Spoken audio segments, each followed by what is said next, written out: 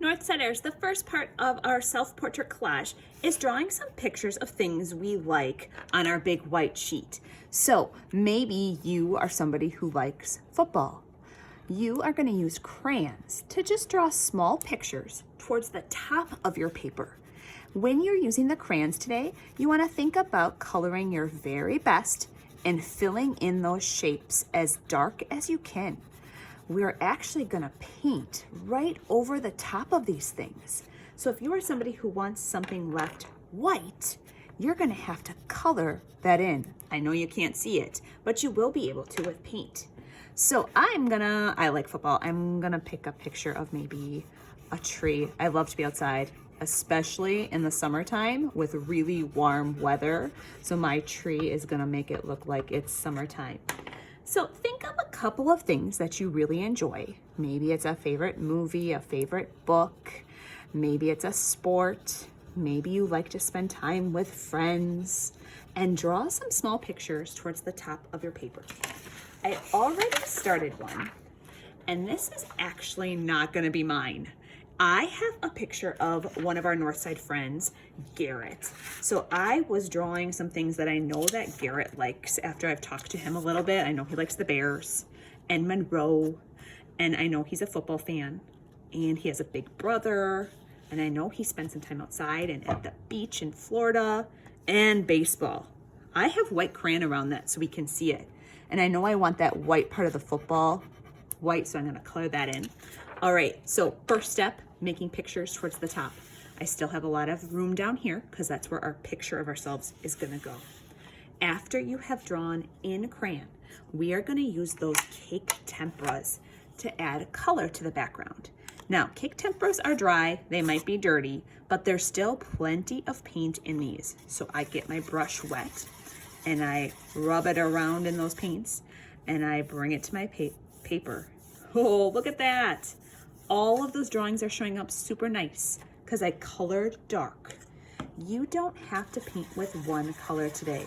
If you want to paint just some areas, oh, yellow and blue make green. I mixed a little bit. That's okay. I'm going to get my brush pretty clean and I'm going to move to maybe a red color. So if you make new colors on your paper today, that is okay. Your goal is to fill that whole paper up with some color. So I'm gonna paint this whole thing from the top to the bottom. My brush was not super clean that time, so I kind of made a brownish color. That's okay, no biggie.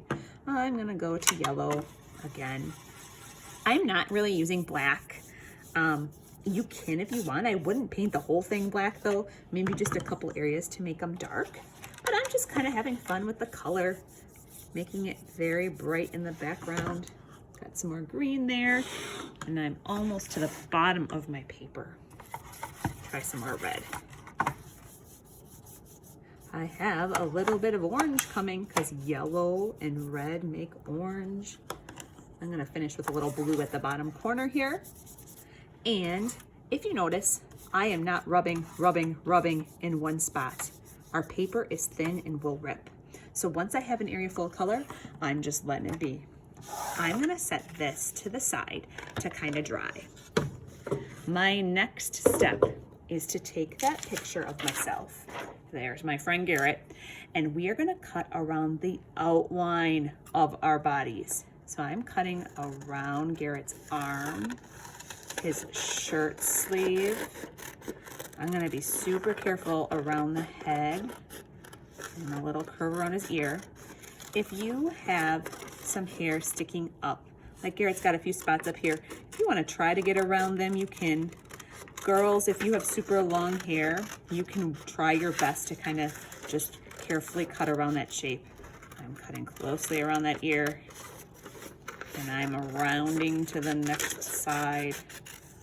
If you have a spot on your paper that you can see has a hole in it, like maybe there was a space between your arm and your body, you can always fold a little bit. So if Garrett had a space in his arm, I might fold a little bit and make a cut, and then that would let me get in that open space. If you want to try that kind of cutting, you can. If you want to just leave it, that will work too. So that would let us get a hole in the middle. All right, most of us are gonna have this little white piece at the end. I'm gonna cut that out. I know that my painting is probably not totally dry. That's okay. What I'm gonna do is I'm gonna put glue on the back of this picture. We always wanna glue on that small paper that we're gluing down. Little bit of glue all over, no big globs or blobs. Garrett's picture is gonna go all the way down at the bottom so that it lines up with the bottom of the paper. We're not gonna have it floating in the middle of the paper. All right, our last fun step with this project is cutting out those sentences you answered about yourself. So they should come in a size that looks about like this. What you're gonna do is cut between your sentences. You should have 1, 2, 3, 4, 5, 6, 7, 8, 9, 10, and I'm left with 11. Your last step is to glue these around your collage. If you have a lot of white spots at the end, you can cut that to make it a little shorter.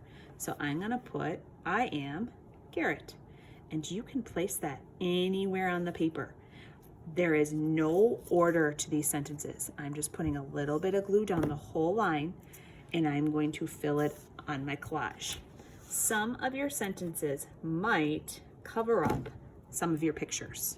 That's okay, no biggie. Once you have your sentences glued down, you are going to place this in the drying rack to dry. Here's another one that's a little bit shorter, so I'm gonna cut that extra white stuff off.